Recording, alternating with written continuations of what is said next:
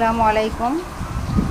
আজকে বাইলা মাছ দিয়ে সবজি দিয়ে রান্না করব, সাথে বেগুন ভাজা, ইলিশ মাছ ভাজা, আর সাথে জালি দিয়ে ডাল রান্না করিনি, এখনও করতেছি। তো পুরোটা রান্নার সাথে আপনারা থাকবেন।